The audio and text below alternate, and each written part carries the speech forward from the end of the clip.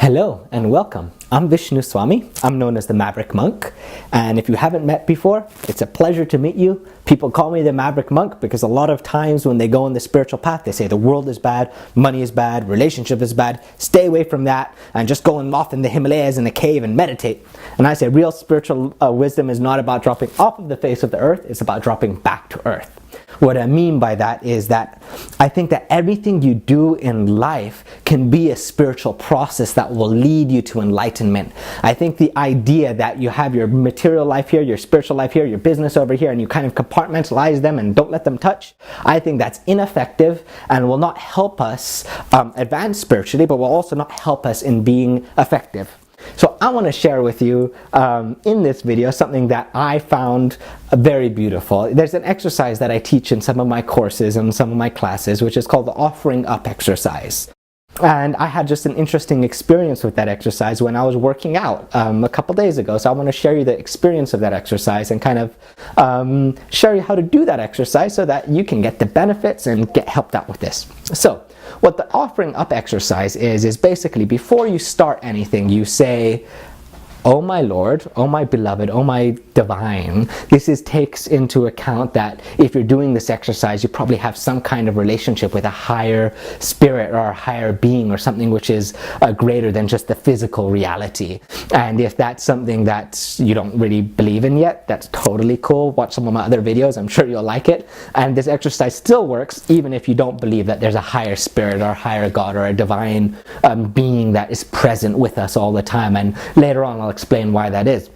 But basically, before you start, you say, "Okay, my beloved, my dear," because there's different types of relationships you can have with the divine. And the relationship which I believe is the most powerful, the most beautiful, is an intimate, loving, sweet, passionate relationship with the divine, which you can have in anything you do. And that's really exciting because it kind of like empowers you and inspires you in your activities. So before you start anything, you say, "Oh my beloved," and you say whatever name it is, "I offer this activity onto you. I'm not doing this for me. I'm doing this for you." And you kind of just have that intention, set that in yourself, and then you start doing whatever you're going to do. Now, I'll tell you my experience. I was at the park and I was going to do exercise and a bunch of different exercises. And it's not just meditating and yoga. I also do push-ups and pull-ups and stuff like that. Yes, monks do that because they work. And there's one exercise which is called a muscle up. And if you're not familiar, what a muscle up is you take there's the bars and there's like a normal pull-up, but then a muscle up will take it like this and then you'll push it down. And they're very hard to do. Sometimes they're a lot of work. They're like hard to do muscle ups. It took me a long time before I was able to do them. And I just was not feeling like doing the muscle ups. I was like, I don't want to do this. But then I kind of remembered the offering up exercise. I'm like, okay, let me practice a little bit about what I teach, right? A little bit, and let me try that. So I said, "Oh my beloved, I offer this onto you." And what happened was what was supposed to happen. It was just, I guess I got to experience it, which was really good. What happened was I realized that now doing that exercise wasn't about me. It wasn't a selfish activity. It wasn't just because I wanted to exercise or my body, or it wasn't about me. Now it became selfless. Now it became an offering onto someone else. And because I don't know if you've ever noticed with people, they'll be like really enthusiastic or really eager to be able to help someone else more than they will be to help themselves. That happens a lot. It's just kind of inbuilt into our human nature to get inspired and enlivened by giving. So if we can take that principle and say, okay, now I'm going to be inspired and enlivened in giving this activity to someone else, then it gets empowered. But then the question comes is, okay, well, you know what? Why don't I just offer it to my mom? Why don't I just offer it to my dad or my dog or someone that I love, someone that I have a relationship with? And the reason why is because when you kind of have a relationship with the divine, you know that they're specifically there. You know that they're present. This is kind of one of the basic definitions of God or the divine, is the all-pervading one, the being that exists inside of everything and outside of everything is always present. So by doing it, by offering the muscle ups to someone who wasn't there, then it wouldn't really work. You know, it's like, okay, well, they're still not here, and how is it really going to help them? But by offering it to God, I know that He's watching, so I want to make sure that I'm doing a good job, right, for it.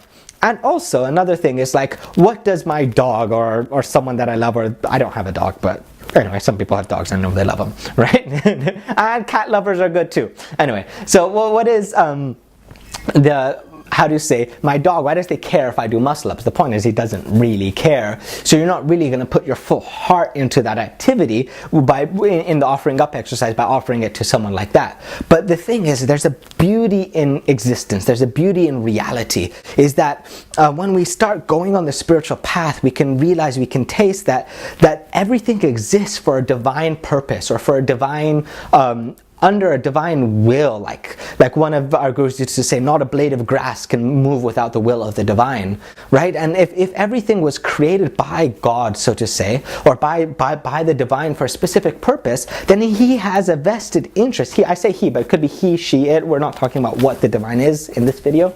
Then that the divine God has a vested interest in everything that goes on. So when we understand this deeper, we know that those activities that we do actually can please God. So God can actually care about our muscle-ups. So if we do it as an offering onto the divine, then we know that the person that I'm offering to cares about it, and they're watching, so I'm going to do a good job.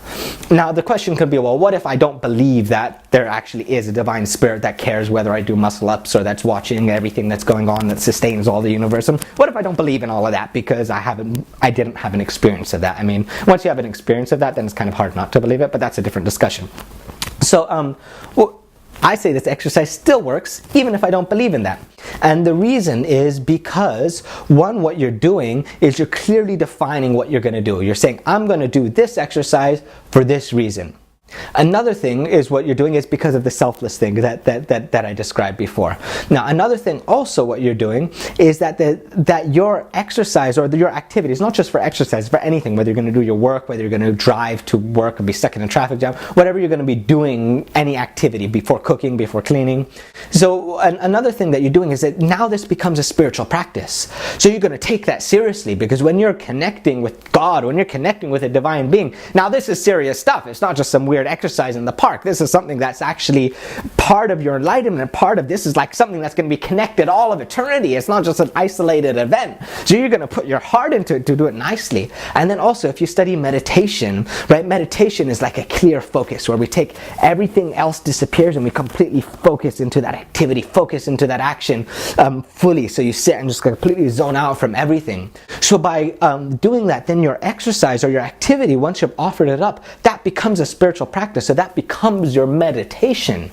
So in doing that, you cut off all the other distractions and you do a better job of it, because you're completely focused, you're completely absorbed in it, and you're able to do it better, you're able to do it well. And then my favorite part of it all is that it infuses love into the activity.